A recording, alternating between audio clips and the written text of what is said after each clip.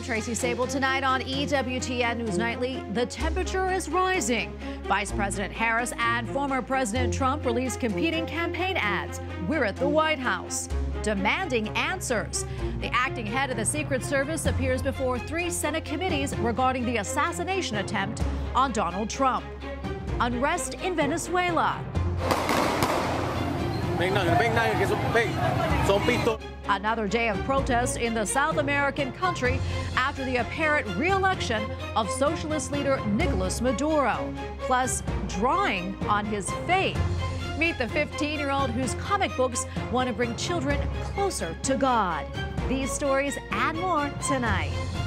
From EWTN, the Global Catholic Network, this is EWTN News Nightly.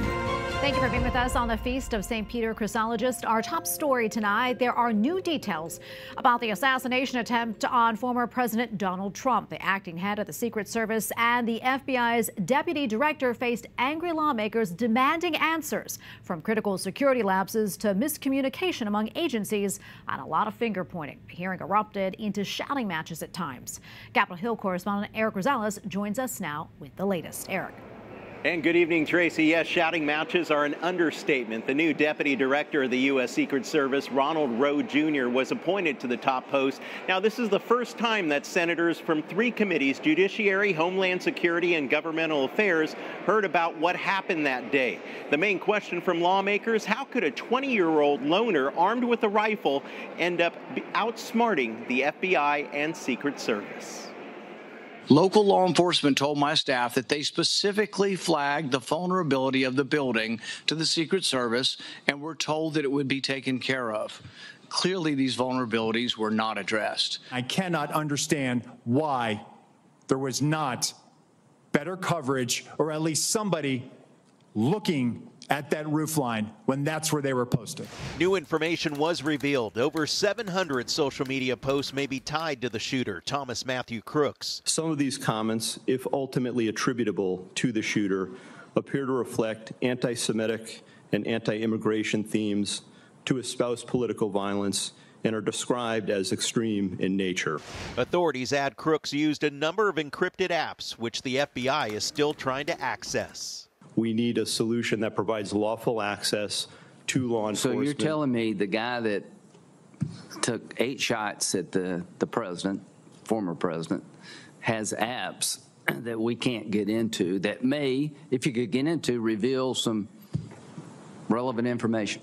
That is correct, Senator. Lawmakers demanded answers after reports surfaced a local officer spotted Crooks more than an hour before the shooting. Federal agents testified Crooks' suspicion never rose to an actual threat. No information regarding a weapon on the roof was ever passed to our personnel.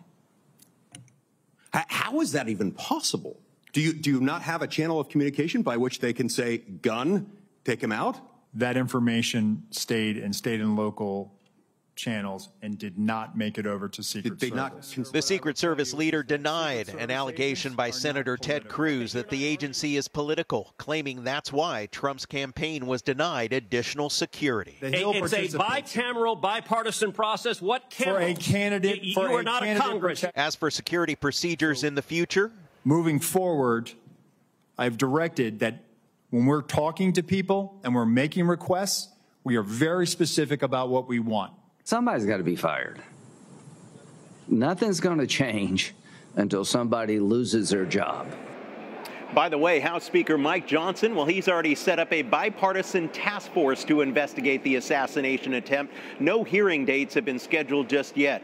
Rose says that this year more than 200 new agents will be added to the force. This is to help the demand to protect lawmakers, but also he says that the department needs to get ready for the 2028 Olympics, which will be held in Los Angeles, California, which is right around the corner. At the Capitol, Eric Rosales, EWTN News Nightly. Okay, for more, we turn to Ed Morales, a former FBI agent. Ed, great to have you back on the show. We appreciate it. I know you watched the hearing today, which got rather fiery at times. Your take on it, and what stood out the most to you? Well, thank you for having me. It was informative and at the same time maddening. We got more information from the acting director than we did from the previous director, and that was refreshing. But man, I have to agree with the senators. I mean, the answers, some answers are lacking. It's downright maddening. I mean, it's frightening that that this happened or this unfolded the way it did. I mean, it's bordering on criminal negligence. Yeah, Ed, are you shocked by all this? I was extremely shocked. I worked with the service back in 1980 during the Reagan inauguration, and again in '84, and then during the Reagan assassination attempt in '81. And you know, I mean, we had great relationships with the service at the time. Everything was geared towards one mission: protect the president, vice president, their families, and other high-level dignitaries.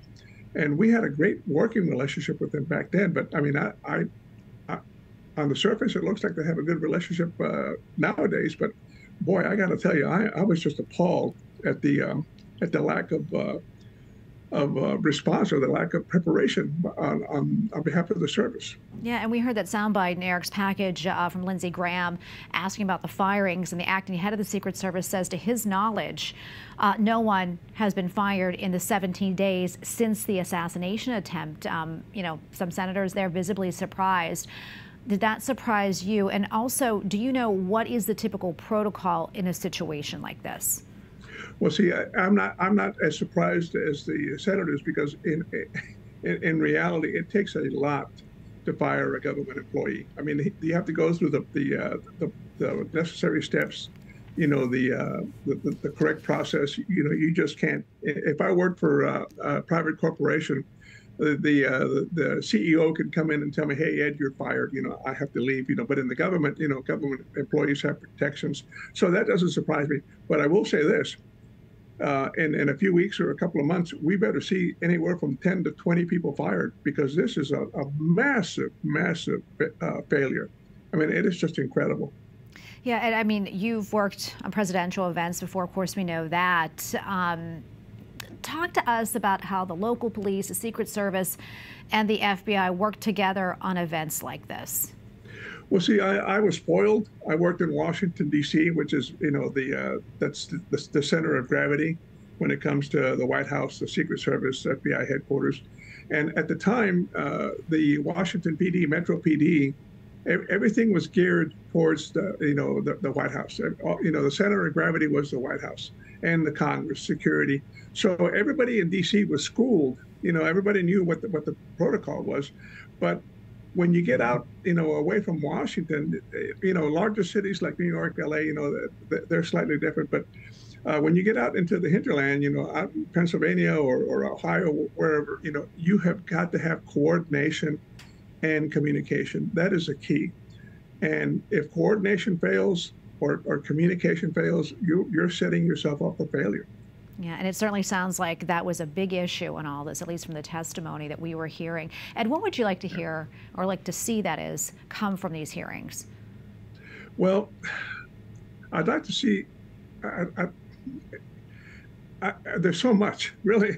I'd like to see someone say, hey, listen, Mr. Smith or Agent Smith approved the plan.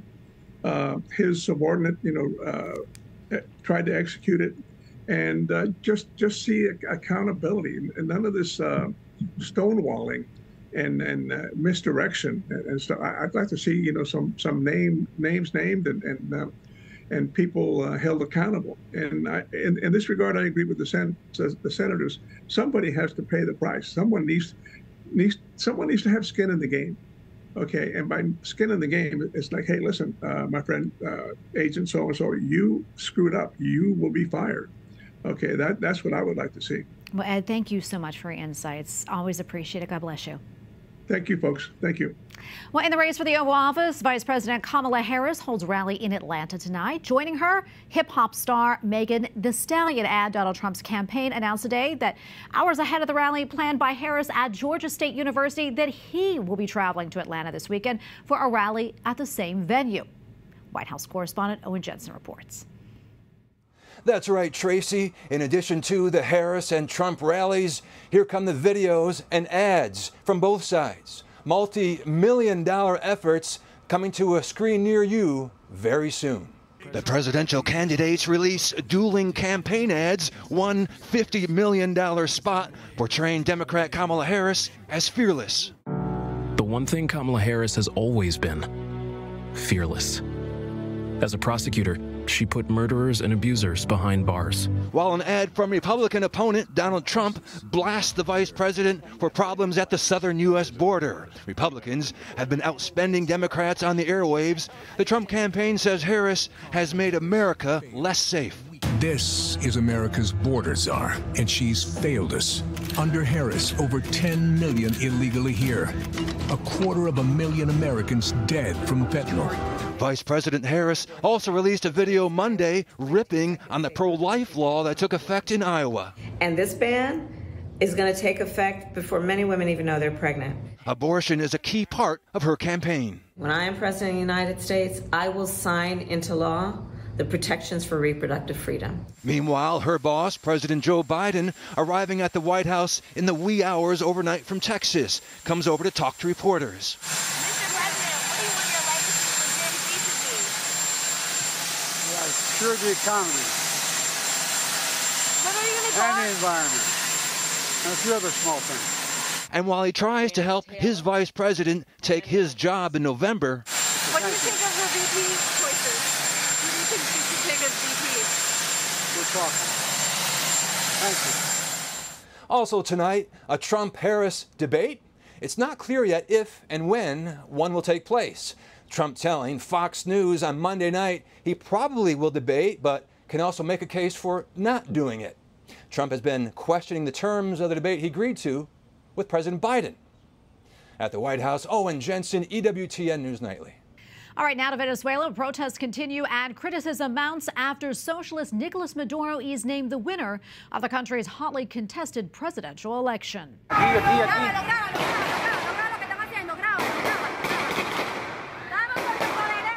Tension and anger are growing as thousands protest against the results. Opposition leader Edmundo Gonzalez is saying, quote, "We have in our hands the tally sheets that demonstrate our categorical and mathematically irreversible victory." And joining us now again is Andre Enriquez with Aussie Prensa. Andres, good to see you again. A lot has transpired since we last talked yesterday with the protests now turning deadly. What more can you tell us about the unrest? Thank you so much for having me again, Tracy. So indeed, the situation in the country is even worse, even more complicated, and even more delicate than yesterday. Yesterday morning, there was this mood of defeat among people, but around noon, massive and spontaneous protests took place throughout the country.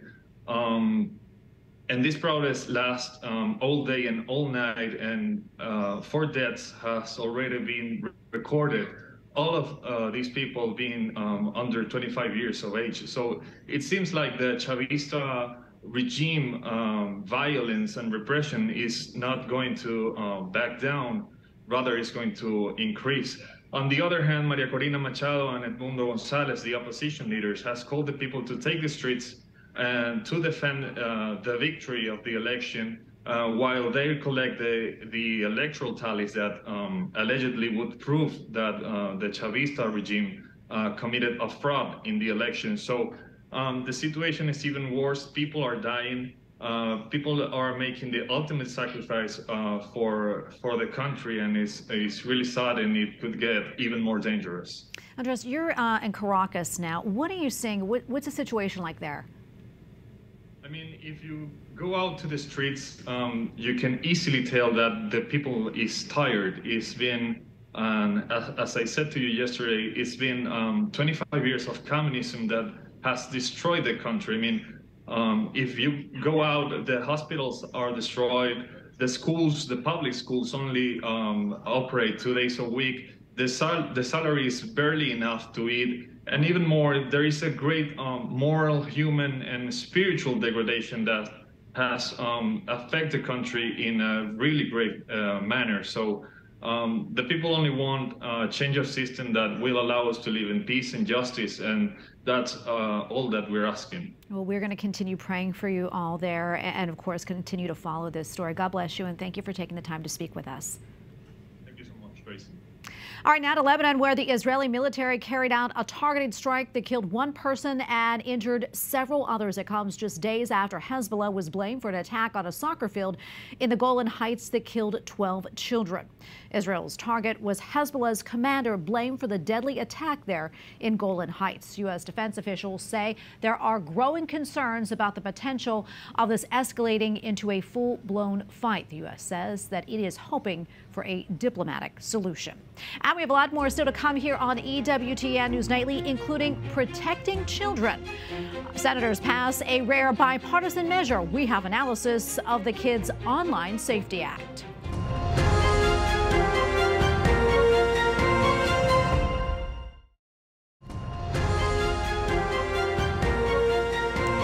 Welcome back. The Senate today passed a pair of bipartisan bills designed to protect children from dangerous online content. If it gets through the House, the legislation would be the first major effort by Congress in decades to hold tech companies more accountable.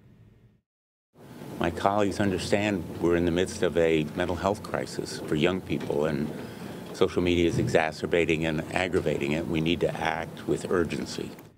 The bills will force social media companies to take reasonable steps to prevent harm to children, such as cyberbullying, and require companies to look deeper at online safety. The House has not yet acted, but Speaker Mike Johnson said that he will look at the bills and try to find consensus. And for more, let's bring in Claire Morrell, Senior Policy Analyst at the Ethics and Public Policy Center, where she directs the Technology and Human Flourishing Project. Claire, great to have you back on the show.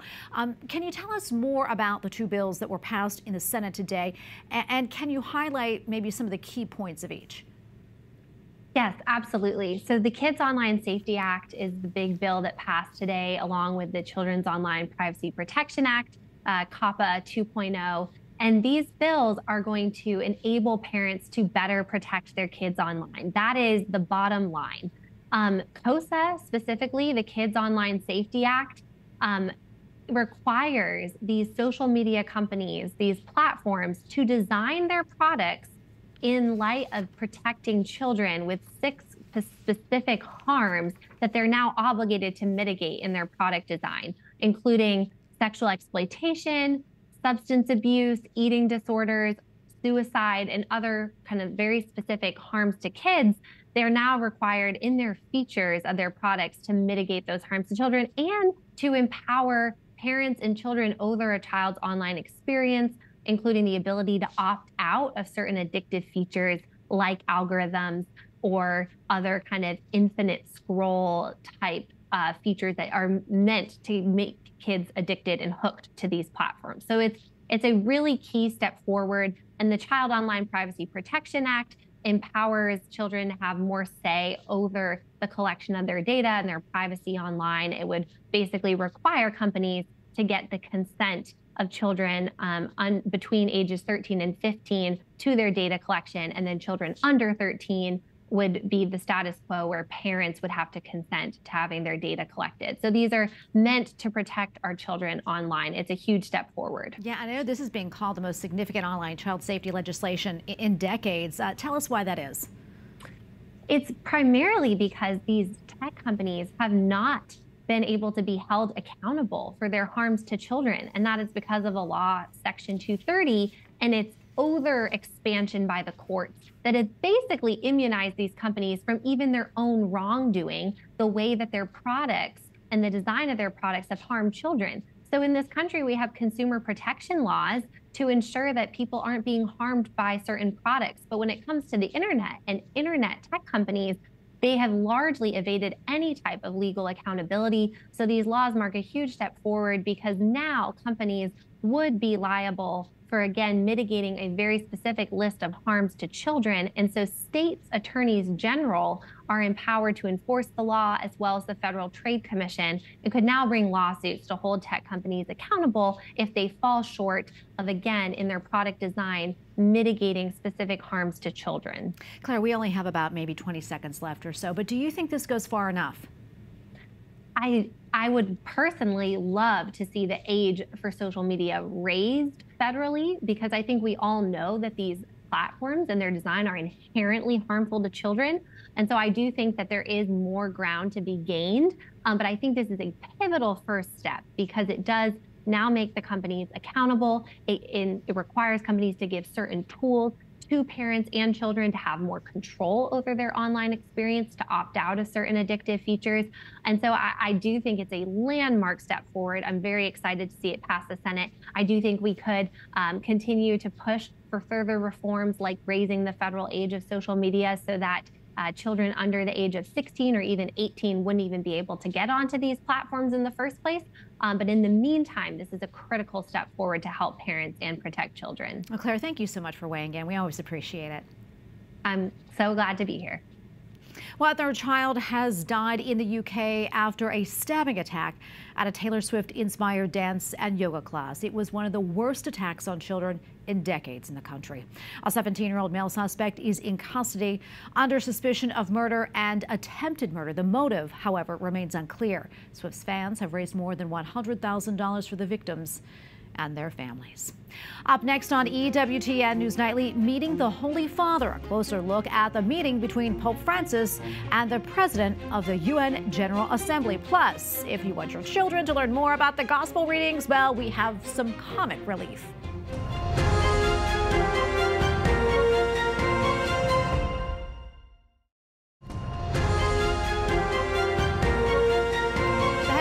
Nations General Assembly is in Rome for a meeting on the global food crisis. While there, he also visited the Vatican.